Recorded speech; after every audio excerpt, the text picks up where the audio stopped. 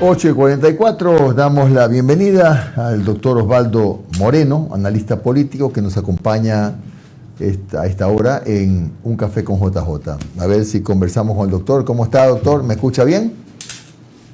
Buenos días, querido licenciado. Buenos días al panel. ¿Cómo está?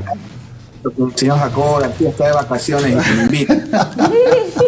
Está por montaña. No crea, Jacob es el nombre artístico, es el diseñador de Igloo. Por favor, muéstrelo cómo está Igloo hoy día. Está lindo. Él es el diseñador. No, sí. Exclusivo Ya está fashion. para Igloo. No, ya está fashion. Oiga, doctor, mire, aquí hemos reconocido siempre que usted es una de las personas que más a profundidad conoce las interioridades de no sé si exactamente de Pachacuti, pero de la CONAIE. ¿Cuál es su lectura respecto de lo que pasó cuando ha ganado un hombre de línea dura, que es Issa? Porque había, todos sabemos, otra línea dura que era la señora Andrade, y un candidato, con mucho respeto lo digo, que era el señor Guatemal, que era más bien un poco más, menos inflexible, vamos a decirlo así, más allá de los dos que se retiraron. Bueno para el gobierno que tenga una oposición, malo porque Issa tiene un pensamiento, como se ha dicho, mariateguista, qué sé yo. ¿Cómo lo ve usted? Bueno, buenos días a la audiencia, buenos días al panel. Muchísimas gracias por la invitación una vez más. A ver, primero hay que hacer una lectura que creo que pocos actores la hacen o simplemente no hay una capacidad de interpretación. Los procesos sociales, como su nombre indican, son de larga data, no es que repentinamente Leonidas Issa, porque se hizo influencer, que es la lógica actual, creo yo, de la opinión pública, o porque tiene likes, de repente ejerce un liderazgo. ¿Sí? Digamos, es un tema institucional más que un tema coyuntural. Entonces, Issa no es un influencer, partamos de ese punto, ¿no? Las luchas, o por lo menos la construcción del proceso que tienen estos movimientos sociales viene desde muy larga data, digamos, prácticamente de la época de la Mama Tránsito, de la Mama Lulú, Urcuango, pero digamos que ya se institucionalizan o se mediatizan, no sé si es la palabra, a partir del gobierno del doctor Borja. Luego vinieron estas acciones que no solo fueron, digamos, fueron parte de la CONAIE, como la caída de Gutiérrez, la caída de Maguat, etcétera, etcétera. Ya que tenemos hoy, digamos, esta CONAIE 3.0, si usted la quiere llamar, es que ya no solo son un actor de las calles o un actor, digamos, social, sino que se presentan ya como una alternativa electoral. Yo creo que ese es el punto de inflexión, o esa es la parte que no tienen claro muchos actores, ¿no? Entonces, al convertirse o al plantearse como una alternativa electoral que se impulsa al ser, digamos, la muestra más fehaciente o real del rechazo a este giro, creo yo, nefasto y macabro que hizo Lenín Moreno hacia el neoliberalismo. Para hablar del pasado hay que hablar también del presente. Dentro de la coyuntura actual, digamos que es del gobierno nacional, creo que es muy prematuro como para poder evaluar 30 días, 2 semanas. Claro, imposible. Muy difícil, por eso más o menos como no es lo mismo un noviazgo de 2 semanas que un matrimonio de 15 años, pues, ¿no? Lógico. En ese contexto, dentro obviamente de lo que tiene que estructurarse, porque esto es sumamente importante en política, en estos temas políticos los espacios no tardan en ser llenados. Entonces, dentro de este nuevo escenario que se presenta, hay varias cosas que entender. Primero, yo creo que en este momento hay una lucha intestina dentro del lacismo para finalmente entender cuál de las alas se va a imponer, si el ala neoliberal radical ultranza o el ala moderada. Ojalá sea la moderada, digo yo, ¿no? Entonces, dentro de esa pugna que desde mi punto de vista todavía no se consolida, Lasso da algunas señales, como el acercamiento a China y a Rusia por las vacunas. Hay un hecho que veo que, bueno, claro, que no se lo ha tratado mucho, el voto de Ecuador en las Naciones Unidas contra el embargo, el bloqueo a Cuba, ¿no? Pero no hubo voto. No fue el delegado de Ecuador. No, sí votó, yo le puedo enviar el acta. Ahí está el voto en contra. Bueno, lo que circuló más bien dice relación a que estuvo ausente. Eso es nuevo para mí. ¿Dónde está el voto en contra de Ecuador? Votó en contra. En contra del embargo. Claro. Entonces, son temas interesantes, ¿no? Uno diría, perdón, doctor, perdón la interrupción para yo tenerlo claro también. ¿Votó a favor de que se levante el embargo? ¿O que se mantenga? ¿Votó a favor de que el embargo se levante o porque se mantenga? votó a favor de Cuba, digámoslo así. Entonces, ahora sí, ahora sí. Entonces son cosas que uno diría, extraordinario, ya le explicaron el concepto de multilateralidad a Lasso, ¿no? Entonces son señales que para mí están dentro de ese proceso en el cual o se impone el ala moderada, que ojalá sea así, o se impone el ala, digamos, radical. Esto va conectado con el tema de la CONAIE. ¿Por qué? Porque dentro de esa consolidación que está realizando el gobierno, yo creo que hay algunos actores que identificar, si me permite. Primero, el opositor, que hay dos tipos de opositores que pueden haber en un tema de gobierno. El que tú eliges, el que tú construyes, que en eso Correa era genial, o era bueno para hacerlo, y el que nace o el que surge, ¿sí? Y en ese sentido, Lasso hereda de Moreno, digamos, a este tema de Pachacuti o los indígenas, porque es un tema medio extraño, ¿no? Pachacuti es el ala política, digamos, el brazo político de la CONAIE, que es la aparición de los indígenas a partir de octubre del año 2019, tema que venimos conversando y discutiendo y analizando ampliamente en estos programas. Entonces, desde aquel entonces. Entonces, en esa configuración tenemos digamos, un opositor que está en construcción, pero que finalmente, mientras la prensa está presentándonos a esta nueva casa real que son los Lazos, ¿no? Y no hablamos de lo de fondo, usted tiene en este momento un opositor que se está consolidando, surgiendo y que surge ya no solo de las calles o la convulsión, sino de un proceso interno y de una forma arrasadora, ¿no? Ese por un lado. Y en ese escenario, porque no se puede hablar del gobierno si no hablamos de Pachacuti, perdón, de la CONAIE y viceversa, tienes un operador político, pero ya sin guardar ningún tipo de formas, que es en este caso ciertos sectores de la prensa privada que son directamente el brazo político del gobierno. Y eso, desde mi perspectiva, le está dando facturas como el fracaso del plan de vacunación, porque esta gente tiene que hacerle entender que no puedes comunicar por TikTok un plan nacional de ese tipo o una política de Estado, ¿no? Cuando el 54% de la población no tiene acceso a conectividad móvil. Entonces, en ese escenario tienes a ISA, que está sumamente mal entendido y mal interpretado. Yo le voy a poner un ejemplo.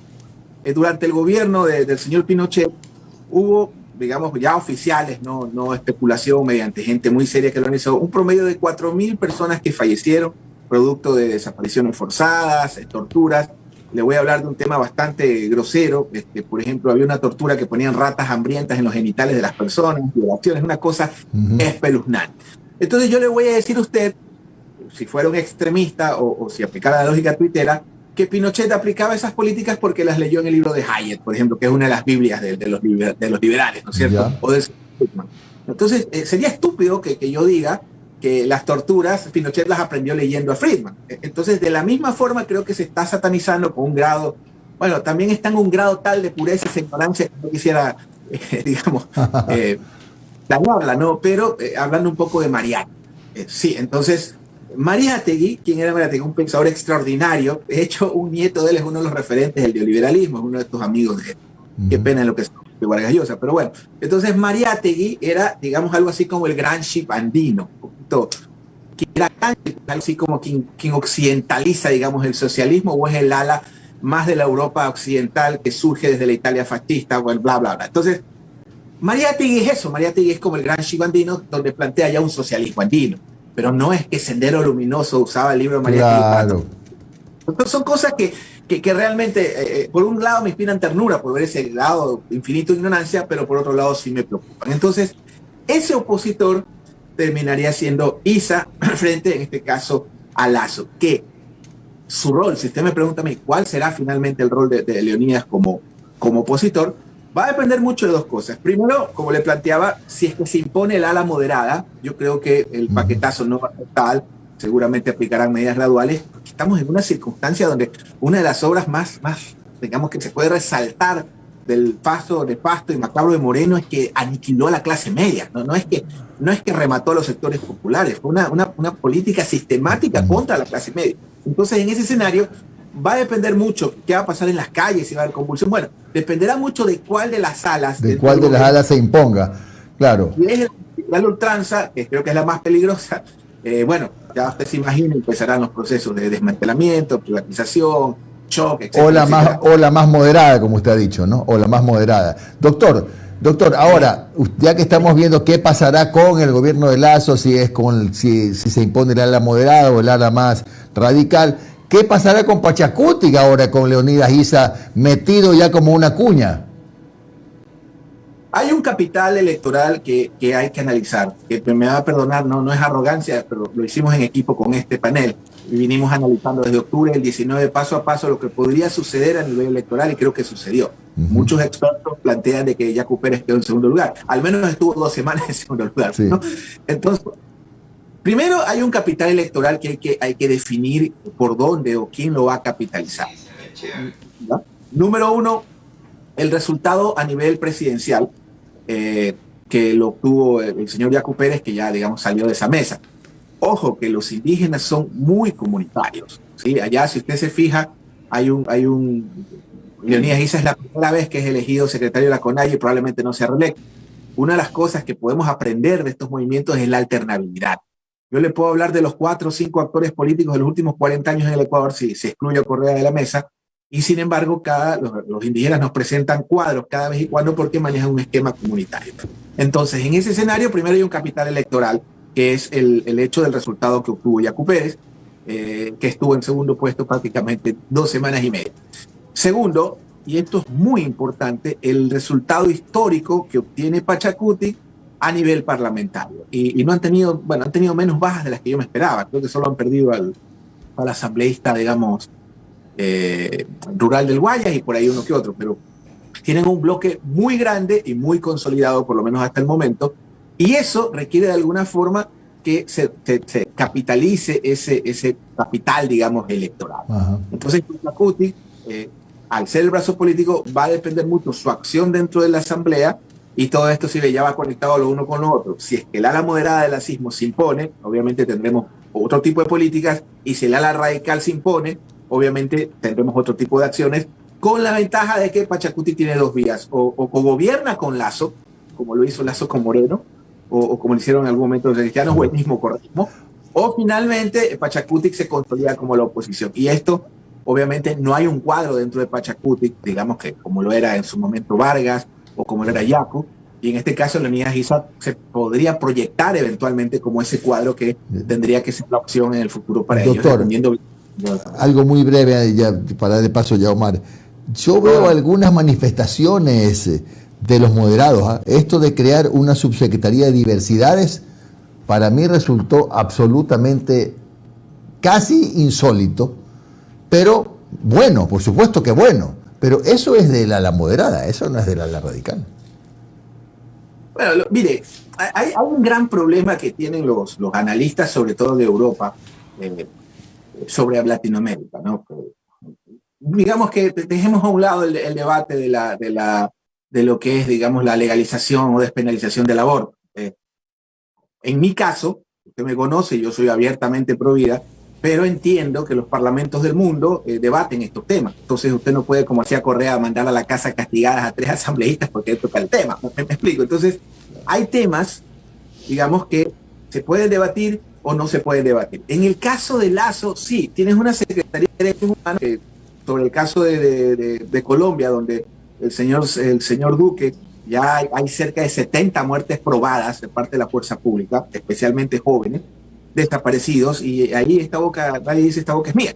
Entonces es una secretaría, obviamente, que en ese campo me queda claro que está más en el tema de la diversidad, que son necesarios y son positivos, por supuesto que sí, pero definitivamente se requiere, creo yo, un poco más de amplitud en todos los temas. Los derechos humanos no se resumen en los derechos de las minorías. Yo creo que, por supuesto que sí, es bienvenido, hay que celebrarlo, claro que sí.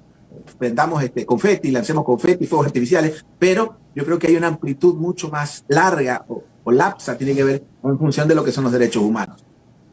¿Cómo está, doctor? Le saluda Alondra Santiago. ¿Cómo le va? Aquí con el abuelo del Ecuador. Eso, bautizado por un integrante de su familia. Otra vez. Doctor, ahora que toca el tema de lo del aborto y esto que justo ayer salió en los medios de comunicación, en todas las redes sociales, Pierina Correa, muy cerca, ¿no?, de los Provida, que está bien, ¿no? Cada uno tiene su derecho a ser parte de lo que corresponde, pero como asambleísta también y como la presidenta de la Comisión de Defensa de los Derechos de las Niñas, Niños y Adolescentes, también me resulta un poco complicado entenderlo. Y ahora, más allá de entender por qué lo hizo, que si puede explicarlo, me gustaría entenderlo, yo quiero saber, porque ahora hablamos con el doctor Francisco y nos decía que UNES está separado. Y yo veía ayer, luego de estas declaraciones de Pierina Correa, en donde decía que hay que debatir, que hay que mandar a consulta el tema del aborto. Imposible, pero bueno, veo que Marcela Guiñaga también le respondió, le dijo que no. Veo que hay otros asambleístas de UNES que le dicen, no, Pierina, así no es. Y veo que hay esta fragmentación también dentro de la bancada. ¿Qué está sucediendo o están de alguna forma tratando de sobrevivir porque no saben qué va a pasar? A ver, aquí hay un tema que creo que hay que analizar. Una cosa son las decisiones de la Corte Constitucional, que efectivamente son leyes, digamos que están como las leyes en piedra, pero otra cosa es la implementación y la reglamentación. Claro. Ya, ojo, cosas totalmente diferentes. Entonces, le voy a poner un ejemplo. Resulta que se puede realizar un aborto por violación, se me ocurre. En lo personal, en contra. Vamos a analizarlo en lo jurídico. Entonces, resulta que hay que meter una normativa. ¿Hasta qué mes? ¿En qué momento? Claro. Se puede médico. Entonces, desde mi perspectiva, hay algo que se llama, ¿qué es la oposición? Oposición es el sector, de acuerdo a Sartori, de una sociedad que sienta en la mesa de negociaciones al que está en el poder en un tema. Entonces, yo pensaría que lo que se está buscando, o lo que están buscando, en este caso, no solo es Pierina Correa, hay algunos asambleístas, conservadores, yo diría que es la palabra más que otra cosa, lo que se está buscando, o lo que creo que están buscando, es la negociación de la implementación. Entonces, si a mí me pregunta, sin duda, lo que dice la Corte Constitucional, nos guste o no, como por ejemplo el contralor nefasto que tenemos, lo que hizo los famosos, la Corte, el Consejo Transitorio, o sea, hay que ser en piedra cuando tiene que ser, sí, pero yo creo que es la reglamentación, por ahí creo que van los disparos, digamos, es lo que van a presionar, es lo que por supuesto que ellos pueden emitir en una consulta popular en función de un reglamento. No, claro, es que doctor, de eso no hay duda. A lo que voy es que ayer las imágenes estaba Pierina Correa con Geraldine Weber del Partido Social Cristiano, quien hace pocas semanas también estuvo reunida con el partido Vox, y el tema de la Carta de Madrid. A eso voy, el tema de la asociación. ¿Qué está pasando dentro de la bancada UNES? Que estamos viendo toda esta especie de desunión, o cada uno por su lado, o están buscando cómo respirar, cómo sobrevivir si la bancada no se une. Que eso es lo que necesito saber, porque estamos viendo imágenes que de alguna forma nos descontrolan, ¿no? Que se salen de lo común y de lo que afirma la bancada, lo que es su ideología, su postura. Mire, Alondra querida, justo por ahí va el comentario. Hace un momento escuchaba a un analista, la verdad no vi su nombre, no alcancé a ver su nombre, que hablaba un poco del tema de la posición de las izquierdas, sobre todo en el Ecuador. Yo coincido, algo que le entendí sobre la fragmentación de los múltiples movimientos, en que el correísmo, desde mi perspectiva, si la palabra no se reinventa, si no se replantea muchas cosas, puede terminar como el fujimorismo, digamos. Entonces, ante la pregunta, es muy difícil interpretar a las izquierdas, digamos, en Latinoamérica. Le voy a poner un ejemplo. Evo Morales es provida. El señor Arce es provida en Bolivia. El señor Pedro Delgado es provida, digamos. O sea, es muy a los europeos, digamos, a amigos míos, profesores de la Complutense, el mismo Monedero, bueno, no es amigo mío, Monedero lo conozco, pero generalmente cuando me dicen, tú eres provida, es loco y eres y pareces de izquierda. Entonces, es muy difícil interpretar, digamos, cómo es en Latinoamérica, cómo es, digamos, así como este mestizaje, el crisol de raza, qué sé yo, este sincretismo. Es muy difícil interpretar en América Latina que, claro, ¿cómo es posible que en un bloque, qué determina que es progresismo? ¿Qué determina que es de izquierda cuando Correa es más provida y más curuchupa que, digamos, que el Papa? Entonces, en Ecuador son otras cosas. Yo pienso, y reitero, que lo que están buscando, porque eso está en piedra y no está en discusión, eso no deberíamos ni decirlo, es la implementación. Y ahí sí hay un extenso debate, que eso sí lo puede llevar puedes poner una consulta, pero usted está de acuerdo en que el aborto por violación se realice en el mes 9. A mí eso me parece vil. Hay gente que no. Entonces, ese tipo de reglamentaciones e implementaciones son las que creo que sí están sujetos a debate, y yo me imagino, estoy elucubrando, que están pidiéndolo más, obviamente, para ir de a poco negociando y flexibilizando el asunto. Última pregunta antes de darle paso a Omar. Quiere decir que en Ecuador, no hay una izquierda consolidada, ¿no? Una izquierda pareja, bueno, en Latinoamérica en realidad, pero en Ecuador no hay una izquierda realmente consolidada. Y dos, siguiendo lo que decía el doctor Francisco Herrera, debería surgir también una nueva persona, ¿no? Un nuevo líder o una nueva líder en el tema de las izquierdas, ¿verdad? mire, aquí se dan cosas graciosas. A mí lo de Vox, por ejemplo, más lo escuchaba Pedrito Granja y me pareció bastante, él es todo radical en sus pensamientos y con unas convicciones que la verdad que yo admiro. Y esa erudición que tiene el personaje, a mí en lo personal más que miedo me genera gracia. Mañana resulta que hay una convención del Ku Klux Klan en Michigan y hay una delegación que viene de equipo ecuatoriano. Entonces, no los van a gente a la asamblea, pues, ¿no? Inclusive algunos de los que firmaban, unos hijos de inmigrantes. Bueno, yo no voy a juzgar lo que la gente firma. El tema no es el contenido. Yo te puedo recibir una carta que me habla de amor, confraternidad, libertad y la firma Pinochet. O sea, no la voy a firmar. ¿Me explico? Claro. Entonces, ese tipo de temas yo creo que son más folclóricos. Ahora, si me permite, mi querida Londra, con muchísimo respeto, yo pensaría que no debemos ser tan sectarios en el sentido o digamos acartonados o radicales en definir qué es izquierda y qué no es izquierda. Que hay Latinoamérica, al ser Latinoamérica, y usted es cubano, usted conoce en Cuba, la gente no sabe, pero en Cuba hay derecha, por supuesto que hay derecha, claro. hay blancos, hay gente que tiene hasta murales y espacios para hablar y no te lo cuenta la prensa, pero en todo caso, yo creo que hay que entender la izquierda como lo que es una alternativa opuesta casi siempre al establishment, si no está en el poder, o que plantea diferentes tesis y que obviamente tendrá muchas aristas y formas de ver el mundo. Pues ¿no? Aquí hubo un movimiento muy fuerte que consolidó la izquierda, que fue la teología de la liberación. Pues te váyase al Chimborazo y averigüe quién era Leonidas Proaño y toda esta serie de sacerdotes a lo largo y ancho del continente que fueron consolidando estas marcas, que digamos que cristianizaron o catequizaron el marxismo. Entonces es muy difícil encasillar a la derecha, a la izquierda, como que si la única agenda fuera estos temas de derecho, que creo que son respetables, pero no es la única. Todavía creo que estamos discutiendo lo de... Doctor, ¿cómo está? Omar Jaén le saluda en honor al tiempo. Rapidito, 2 preguntas, mi estimado doctor. Perfiles de opinión, fecha 29 de mayo al 3 de junio, estudio, imagen de Leonidas Sisa, total, casi 55% positivo entre Guayaquil y Quito. Ojo, Guayaquil y Quito. Casi 55%, sin ser todavía presidente de la CONAIE. ¿Este es el trampolín para el 2025? Todavía falta que corra mucha agua bajo el río. Si hoy fuera la contienda, voy a ser el futurólogo, que no me gusta hacer ese tipo de cosas. No, voy a plantear un escenario. Yo creo que dependiendo una vez más de qué ala cuando sepamos qué ala se impone, cuando vemos la reforma tributaria, yo le voy a decir qué va a suceder. Pero en todo caso, hay que tener claridad en que por lo menos yo veo un escenario muy parecido al del 21. Claro, está muy fresco, pero probablemente habrá un candidato indígena, que creo que Yacu y Leonidas son las opciones en ese bando. Vas a tener una derecha muy fragmentada, lo vas a tener a Otto, a Herbas, al hijo de Alvarito, al mismo presidente Lazo, o sea, va a ser muy amplio el espacio de la derecha, y vas a tener una izquierda donde mi perspectiva es que si el correísmo quiere sobrevivir, tendrá que sumarse a un proyecto. De lo contrario, se va a convertir en el próximo fujimorismo, pero de izquierda ecuatoriana. Doctor, y la última. A ver, ayer tuve un sueño. Había un país pequeñito en la mitad del mundo. Tuve un sueño, half a dream. Tuve un sueño en donde veía que como el poder legislativo le decía no al poder ejecutivo, el poder ejecutivo lanzaba una consulta popular diciendo, ¿sabes qué? Voy a reformar el poder legislativo, lo voy a convertir en diputados y senadores, voy a hacerlo bicameral. Y utilizaba la famosa frase, por esta única vez vamos a adelantar la elección de diputados y senadores. ¿Usted cree que ese sueño mío se puede aplicar en Ecuador? En el Ecuador se puede tostar granizo. Este extraordinario pensador de todos los tiempos, Carlos Julio Rosemena, un gran guayaquileño que en paz descanse.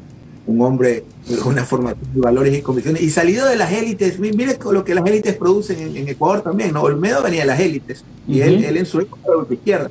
Carlos Julio Rosemena también de las élites, de hecho vivía en el Club de la Unión, un hombre de izquierda, y que le dijo a su primo, de la Verde, les digo 4 cosas. Aquí puede pasar cualquier cosa, pero yo no sé si la vía para la gobernabilidad sea, ¿cuál es la diferencia entre que haya 60 legisladores a favor de una asamblea de 100, si la reduzco a 20 o a 50 para tener 10 asambleístas? Yo no le encuentro sentido a ese tipo de reforma. Yo creo que más que reformar el marco institucional, en ese sentido, creo que hay otro tipo de reformas que ellos requieren, una vez más, dependiendo de qué ala digamos, del asismo se impone, que es el tema de las privatizaciones. Por ejemplo, ese es un tema muy preocupante, al menos para mí. Es que ya escucho algunas voces por ahí, inclusive desde la propia asamblea, de los que recién se posicionaron hace un mes, diciendo hay que purgar esto. O sea, eso ya me suena como que quieren sostener la idea de adelantar las elecciones legislativas.